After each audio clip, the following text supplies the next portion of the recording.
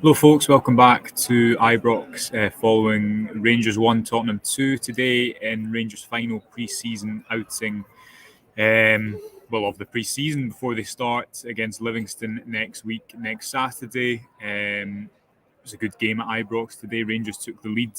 Harry Kane was scored twice in the second half, and ultimately it was the quality of both those strikes and Harry Kane individually that really made the difference. But I think a good workout for Rangers, a good test against a high-level opponent, and for much of the game I thought they competed really well. We've just been speaking to Giovanni Van Bronckhorst in the press conference, and one of the things he said was that it was important for him, despite the level of opposition, to not just go out and sit in. He said we could have been defensive and sat in a 5-4-1, but that's not how you improve. The way you improve is you go and test yourself against these high-level opponents, and I thought Rangers did that well for large aspects of the game. In the first half, they had aspects of control. We'll get into their goals in a second. It was only Spurs had a good number of chances toward the end of the first half. And as I say, Harry Kane had two moments of real quality to finish beyond Alan McGregor to make the game 2-1 before the hour mark. But largely, I think Rangers competed well, took a risk with the height of their defensive line and their aggression going man-for-man marking. But as I'm sure most people think, it was a game that had plenty of positives for Rangers and ultimately also showed the gap that is naturally going to be there between a team like Tottenham, who have such resources and are a top 4 team in England. Do remember to get your comments in, folks, if you'd like to speak about anything in particular after that game or have got any thoughts. Just seen some people starting to get in touch just now. Pete Lawrence says, good game. Curry Muncher gets in touch to say negatives for me was Borna Barisic leaving Suter exposed and Kent's passing was woeful. Yeah, that's a good point. I mean, I put out a tweet that wasn't very agreeable about Kent and Barisic, who I thought going forward, not to say they didn't waste moments at all, but I thought their movement was quite good, especially Barisic, the timing of his overlaps. There was a little bit of a breakdown in communication for that second goal, and I thought Suter at times, you could see he was still adjusting to the man-for-man defending that Van Bronckhorst favours. It's quite risky, it leaves you quite exposed, and I think it'll take him a bit of time certainly to get used to that. Mark gets in touch to say plenty of positives, and Pete says, what did you think about Tillman for the short spell he was on? I think one of I think his first involvement was that left-footed pass in behind for Kent that almost came off, and hopefully that's what Tillman will give you in I guess a little bit of a difference to Lawrence. Lawrence, I think, will be your real goal threat from that area, and although Tillman hopefully will as well, we know people who have watched him or read scouting reports about him. Obviously, we had one on the website. He is able to play those kind of cutting passes in behind as well and possesses pretty good vision. So I thought he showed a couple of nice touches, but certainly that pass gives you an idea, hopefully, of the type of player he's going to be for Rangers in that number 10 position. I should speak through the goals before I go through any other comments. I thought Čolak's goal, Čolak did well for me today, led the line well, some nice touches. Particularly given he was isolated at points in the game, but not too much. Took his goal well, not only to his confidence, the world of good going into the start of the competitive season next week, because I'm sure he'll be starting against Livingston up top. Alfredo Morelos wasn't in the squad today, but he was at Ibrox. We've seen him come in just to my left here about 20 minutes before kick-off and have a nice little moment with Jermaine Defoe. But I thought Matondo, for me, was a standout player for Rangers. Looks like a really exciting signing for a number of reasons, but particularly if you take the goal as an example of what he can do. We've seen him a couple of times in the early stages going round this man, and he possesses such a quick burst of pace, and anyone who's at Ibrox this afternoon will have seen that often it means the defender has to kind of overcompensate for that reality, because they know Matondo can beat them down the line, which sometimes leaves a little gap in the middle, and that's what Matondo exploited really well to pick a cross out. He didn't just fire the ball across, he didn't miss his man, much like his assist for Lawrence against West Ham on Tuesday, although it was courtesy of a ricochet, picked out his man in the middle, and as I say, Čolak managed to get the finish, and Kane with two really good finishes to make it 2-1 in the second half, as Tottenham gained real control over the game for the large majority of that second half. His first goal, some people will maybe criticise Connor Goldson for giving him too much room, but I think when you're playing against one of, if not the best strikers in the world, it's hard to stop a strike like that. Kane uses Goldson as a bit of a cover to guide the ball round him into the far corner. Nothing Alan McGregor can do. Be interested to see what people thought about Alan McGregor, because I thought he made a number of really good saves, but also got Rangers into bother a couple of times with his playing out from the back. It was a little bit off on a couple of occasions, and Kane's second finish is courtesy of Rangers giving the ball away cheaply and not really being set up to defend, but still another really good finish that ultimately earned Spurs the win, although not 3 points, because of course it was only a friendly, although Antonio Conte, who we've just been speaking to as well, was keen to reaffirm that was a friendly, but what he was implying, I think, was there's two types of friendly. There's the friendly that's low intensity and is only 90 minutes in the belt, or there's a competitive friendly, and that's very much what he was saying was the case today at Ibrox. Ben gets in touch to say Čolak definitely deserved a goal after his performances so far. I agree, Ben. I think that'll do his confidence the world of good, as I already said, but his touches were good today, Čolak. I think you can see what he's going to bring Rangers as that physical focal point. So a good overall performance for him, and ultimately really did deserve the goal. Broken Nose Boxing, friend of the show, gets in touch to say, just saw the highlights, looks like some good individual performances. Nice to see Čolak finally score as well. Taylor gets in touch to say, Matondo is a fine, he is electric. Čolak as well looks like he'll be a fantastic addition, fantastic movement and link-up play already. I'm guessing that everyone's quite excited about Rabbi Matondo after that performance today. Also really effective off the ball. There was one moment where he really pushed, where he rushed Hugo Lloris into a bit of a scuffed clearance that Rangers almost capitalised upon. Early signs are that not only has he got that pace and that 1v1 ability, which is so exciting and so eye-catching, but as noted for the assist on Tuesday and also for his role in the goal today, he manages to pick out his man instead of just firing the ball across the box aimlessly. Just seeing who else is getting in touch here.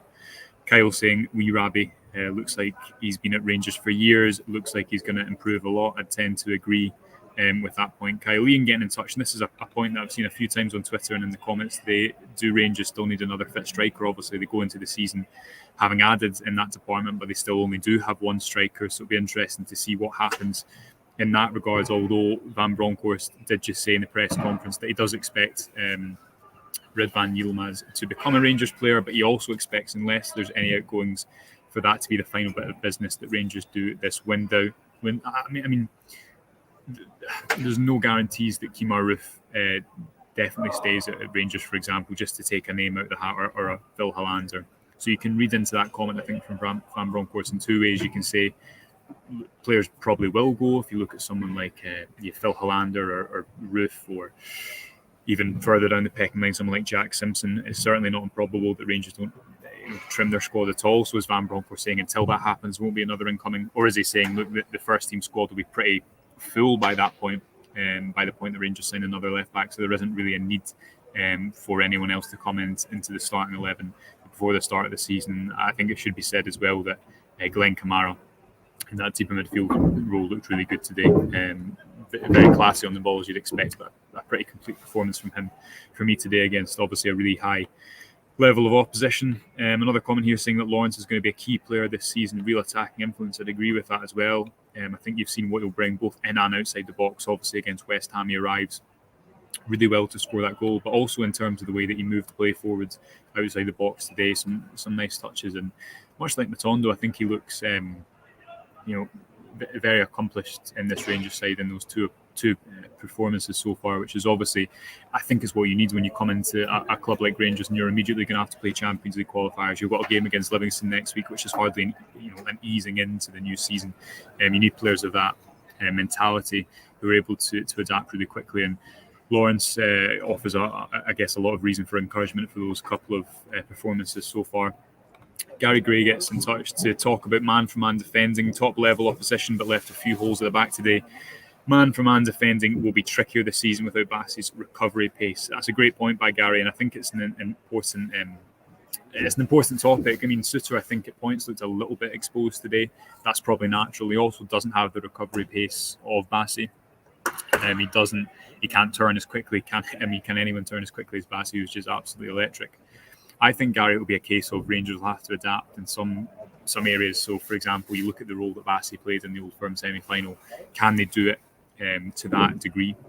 I don't know, but also Ben Davies coming in, I think he's much more comfortable defending high up the pitch, much more comfortable turning high up the pitch, unlike Suter, who hasn't really played that role and is maybe more of a box defender. Although there was a couple of moments as well, it should be said, with Suter, I think, in the first half where he carried the ball really nicely. And when he was out of possession today, I thought he recovered the situation relatively well. So against that level of opposition, I think when you're going man for man, Spurs should have probably scored in the first half, at the end of the first half, but Rangers also made a lot of good recovery tackles. I thought Connor Goldson in particular made a couple of really good interceptions. And when you, again, to go back to Van Bronckhorst's earlier point, you could have just sat and played defensive. But what's the point in that? There's no matter in the score today because it's a friendly. And Van Bronckhorst, in his mind and his words, the way you develop your style, the way you become better is by practicing the same movements, he said, against a top opposition as you would someone who you'd play week in, week out. So it'll be interesting to see how that develops, Gary, but I certainly think with Ben Davies, he'll be a little bit more comfortable in that position, and John Suter might just take a bit of time to adapt, but certainly doesn't have the recovery pace of Bassey. I think that'll be very, very hard for anyone to match in world football, let alone bringing into Ibrox. A question here about Lundstram being back and man marking Kane stopped a positive push forwards. I mean, I thought Lundstram had a few good interceptions in that first half. He protected the defence well, and it meant that Rangers weren't always going man for man, because if I'm not going to struggle to say this, Kulusevski, I think I'm right in pronouncing Tottenham's Swedish right winger's name there. Sometimes he'd hang really wide, sometimes he'd come inside, and it would mean that Rangers were man for man. But Lundstram gives you that flexibility, and I thought he also used the ball well. When it broke to him a couple of times, he managed to kind of unleash counter-attacks down the left-hand side. Just so flexible, and he is dynamic. He is quick enough to make recovery runs. And I mean, Kane turned Goldson, Lundstram, Suter, he turned them all, but he's arguably, if not one of the best players in the world at that role, that kind of 9.5, a deep lying forward role. So I don't think there's any shame in that. I think it'll only improve the players, and particularly, again, to go back to what the manager said, that's what he wanted from this afternoon. It wasn't a case of keeping the score down. It was a case of trying to get a really good 90 minutes into the legs of the players who played. Obviously, there's going to be a bounce game tomorrow as well against Queen's Park, which probably explains why there wasn't as many substitutions in that second half, but certainly a good run out for Rangers and a good test against a high-level opponent. And hopefully Rangers are going to be in the Champions League this season if they make it through the qualifiers. The evidence so far from Van Bronckhorst, particularly at Ibrox, is that he's happy to take the game to opponents, and that does leave a bit of a risk. But there's also the rewards of being able to start the game higher up the pitch, be aggressive, and we've seen the positives of going man for man, certainly in the European campaign last season. If it wasn't for McGregor, this could have scored 5 or 6. McGregor did make a couple of really good saves. I don't know if 4 or 5. I don't know if it would have been 4 or 5 if not for him. There was a couple of 1v1s. He smothered the ball at the feet of Ryan Sessegnon at the start of the second half. Made a good couple of stops in the first half.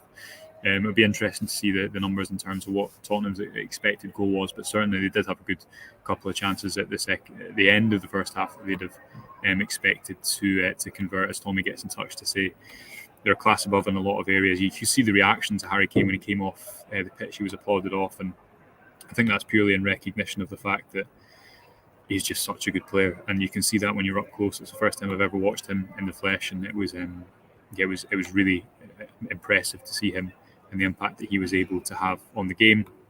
Stuart gets in touch to say that Alan McGregor showed his good bits and his bad points today. I think that's true. Stuart, very much so. His shot stopping, he looks very sharp, and you can, I guess you can understand on the basis of performances like that why Rangers want to keep him around. But I also think you see with his playing out from the back, he's not as composed as John McLaughlin, and that can get Rangers into trouble. Another comment here to say that McLaughlin's distribution is simply a lot better than McGregor. Just a couple more comments. We'll obviously be live on Monday morning. Lots of build-up. We're actually going to be back here on Monday for the open training session. I think it's the Majors open training session, as Rangers obviously just a few days away from the start of the season by that point against Livingston.